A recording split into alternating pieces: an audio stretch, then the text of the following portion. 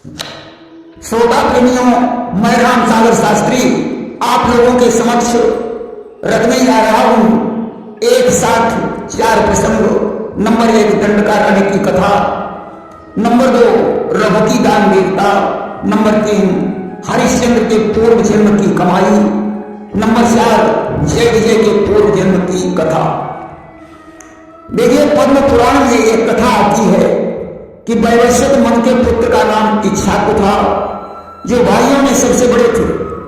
वैवस्वत मन ने इक्ष्वाकु को राज्य समर्पित कर दिया और कहा कि तुम दंड के द्वारा प्रजा की रक्षा करो, परंतु अकारण दंड का प्रयोग नहीं करना। वैवस्वत मन को ब्रह्मलोक को चले गए। राजा इक्ष्वाकु राजकाज देखने लगे। उनके 100 पुत्र हुए, जिसमें छोटा पुत्र गुणों से युक्त और श्रेष्ठ था, जो सूरवीर होने के साथ साथ परम विद्वान था।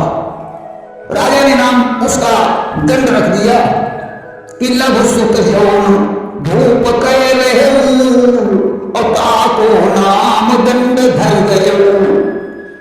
विंध्याचल के 2 शिखरों के बीच उसका मधुमत्त नाम का नगर बसा दिया। दंड वहां राज्य करने लगा।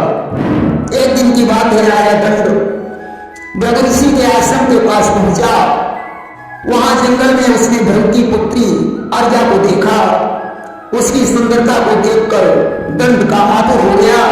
उसने अर्जा से पूछा कि सघन विपिन नहीं संग सहेली, अकेली कारण बन फिर अकेली। हे सुंदरी, तुम कौन हो जो इस जंगल में अकेली घूम रही हो? अर्जा ने कहा, राजन, मैं भृगु ऋषि की ज्येष्ठ पुत्री अर्जा हूं। दंड ने उससे रतिदान की याचना की। अर्जा ने कहा कि हमारे पिता आपके गुरु हैं, इस नाते से मैं तुम्हारी बहन हूं। मेरे पिता परम क्रोधी हैं, कहीं वे गुस्से में हो गए तो तुम्हें जलाकर भस्म कर देंगे। दंड ने कहा, सुंदरी, मैं भले ही मारा जाऊं, परंतु आज बिना रतिदान के तुम्हें जाने नहीं दूंगा। अस्तु दंड ने जबरदस्ती अर्जा से संसर्ग किया और अपने नगर को चला गया।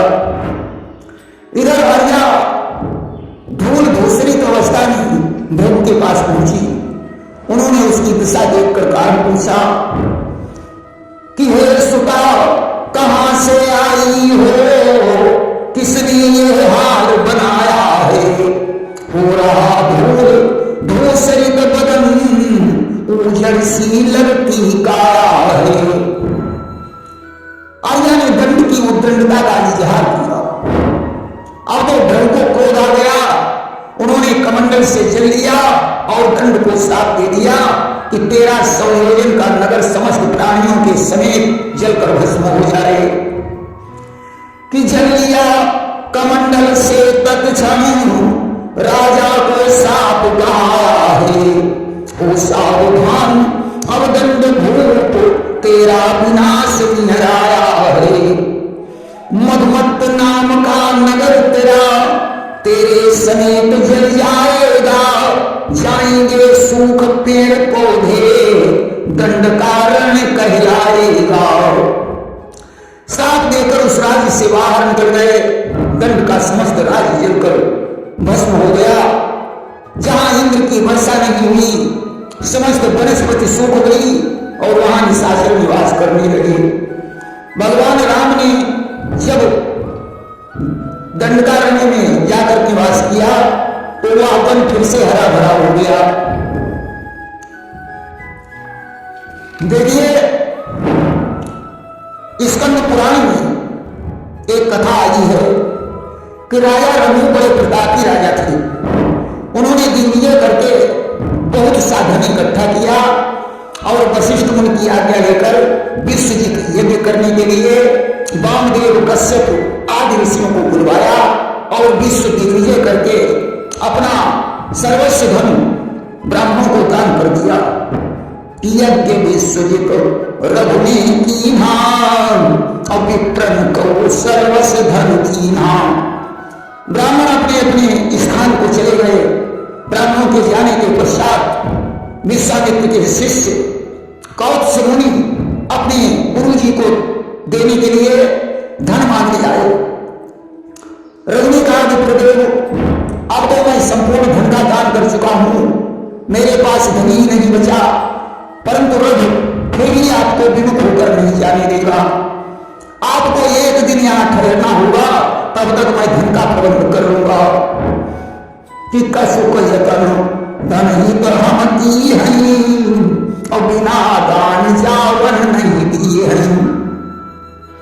आज तो राजा ने कौत्सुमन को ठहरा दिया और स्वयं दिव्यास्त्रों को धारण कर रथ पर सवार होकर कुबेर को जीतने के लिए चल पड़े। अब तो कुबेर को पता चला कि महाराज रघु मेरे साथ युद्ध करने के लिए आ रहे हैं, कारण उनका खजाना खाली हो चुका है। कि रथ चढ़ी को युद्ध हित धारे, अब तब कुबेर मन मा घबराए। कुबेर ने यक्ष सेवक को बुलवाकर महाराज रघु के पास संदेश भेजा कि महाराज आपको मुझे जीतने की आवश्यकता नहीं है, मैं आपकी अयोध्या में ही सुवर्ण की अच्छी वर्षा करूंगा, जिससे वहां सोने की खान उत्पन्न हो जाएगी। आज तो कुबेर ने अयोध्या में सोने की वर्षा की, किया अपन वचन कुबेर निभावा, अवध माही बहु धन बरसावा। कुबेर ने अयोध्या में सोने की वर्षा की, जिससे वहां सोने की खान बन गई। राजा ने वो खान कौत्सुमन को समर्पित कर दी।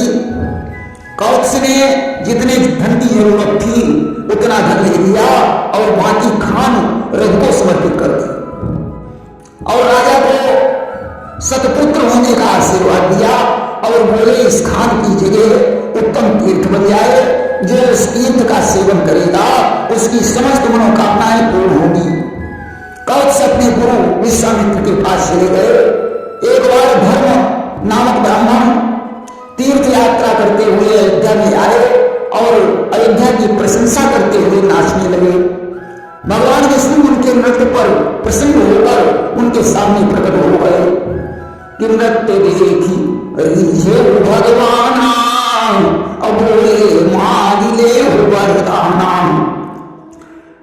धर्म ने भगवान को प्रणाम करके वरदान मांगा कि प्रभु मैं आपकी यहां पर स्थापना करना चाहता हूं।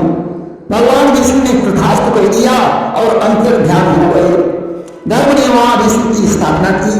धर्म द्वारा विष्णु की स्थापना होने के कारण वह स्थान धर्महरि के नाम से प्रसिद्ध हो गया। धर्महरि के दक्षिण में सोने की उत्तम खान है, जहां कुबेर ने धन की वर्षा की थी।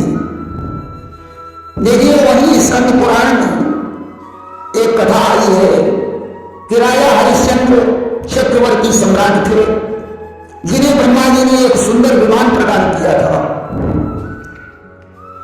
कि ब्रह्मा जी प्रसन्न जब भयऊ और दिव्य विमान भूप कम गयऊ, जिस पर बैठकर राजा स्वर्गलोक की यात्रा कर सकता था। एक बार हरिश्चंद्र ने सनकादि से पूछा कि हे ब्राह्मणों, मैंने पूर्व जन्म में ऐसा कौन सा पुण्य कार्य किया था जिसके कारण मुझे विमान प्राप्त हुआ। सनकादि ने कहा, सनकादि ने राजा के पूर्व जन्म की सारी कहानी सुनाई।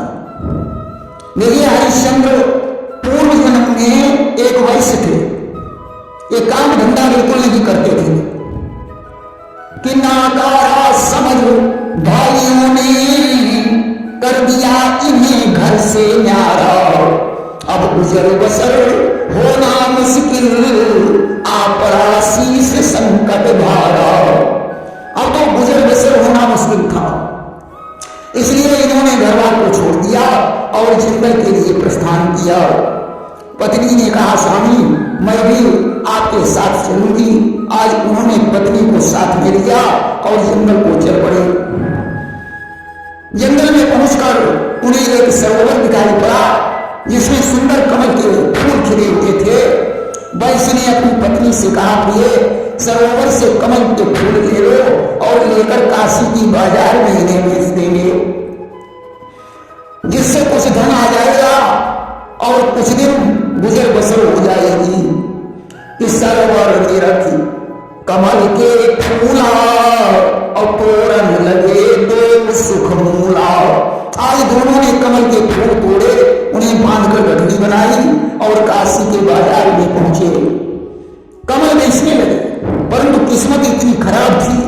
कि शाम हो गई परंतु कोई फूल खरीदने नहीं आया। कि लई बाजार माती चल गए कभी के न फूल शाम हुई गए। अब तो वैसे बड़ा दुखी हो गया। अचानक उसके कानों में बाजों की धुन सुनाई पड़ी। वह पत्नी समेत वहां पहुंचा जहां राजा इंद्रदुम्न की पुत्री चंद्रावती ने जयंती नामक अष्टमी का व्रत किया था। उसने कलश के ऊपर भगवान श्री हरि की स्थापना की थी, उन्हीं की पूजा हो रही थी, ढोल नगाड़े बज रहे थे। वैश्य ने विचार किया कि इन फूलों को श्री हरि के चरणों में चढ़ाए देता हूं। आज उसने पत्नी समेत सारे फूल भगवान पर चढ़ा दिए। चंद्रावती यह देखकर बहुत प्रसन्न हुई। उसने उन दोनों को धन देने का विचार किया, परंतु दोनों ने कुछ नहीं दिया। कि चंद्रावती धन देवन आई अब धन हित की न मनाई। राजकुमारी ने कहा आप दोनों का आज निमंत्रण है। वैश्य ने निमंत्रण खाने से इनकार कर दिया। आज तो कर्मानुसार उस वैश्य की मृत्यु हो गई और दूसरे जन्म में वही वैश्य राजा हरिश्चंद्र बना और उसकी पत्नी सैत्या बनी। ब्रह्मा जी ने पूर्ण पुण्य के प्रताप से उसे एक विमान प्रदान कर दिया। देखिए स्कंद पुराण में ऐसा कहा गया है कि देवहूति तृणबिंदु की पुत्री थी जो कर्दम की दृष्टि मात्र से गर्भवती हो गई। कालांतर में जिसने जय और विजय नाम के दो पुत्रों को जन्म दिया। जय और विजय दोनों विष्णु की भक्ति में तत्पर रहते थे। एक बार राजा मरुत ने यज्ञ किया और जय और विजय को यज्ञ में बुलवाया। जय उस यज्ञ में ब्रह्मा बने और विजय आचार्य बने। यज्ञ संपन्न होने के पश्चात राजा मरुत ने जय और विजय को बहुत सा धन दिया। कि राजा मरुत यज्ञ जब कीना और दोनों करो अतिशय धन दीना। परंतु दोनों के धन में अंतर था।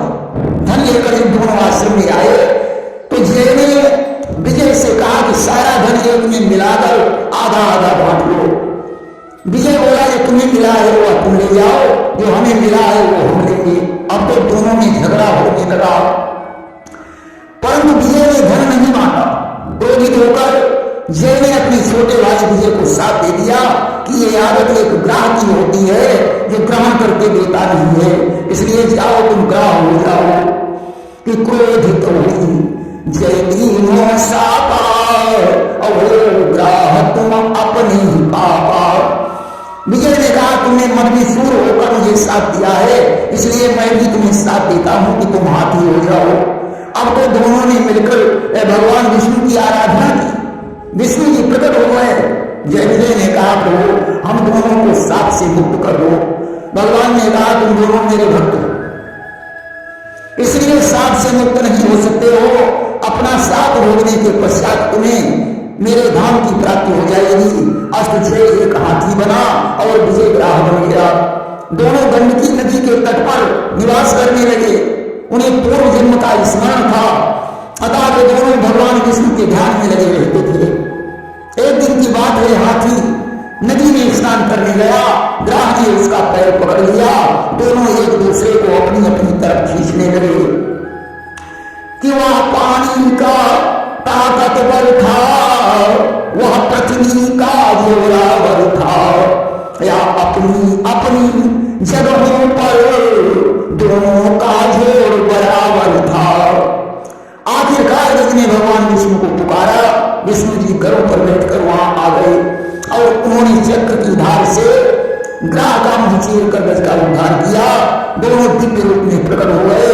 भगवान उन्हें घरों पर बैठाकर अपने लोक को ले आए कि घर में चढ़ाए लोक निजलाए अपार पालक जय विजय कहाए। जिसने गज का उद्धार किया था वह स्थान हर क्षेत्र के नाम से प्रसिद्ध हो गया। भगवान विष्णु ने जय और विजय को अपना पार्षद बना लिया।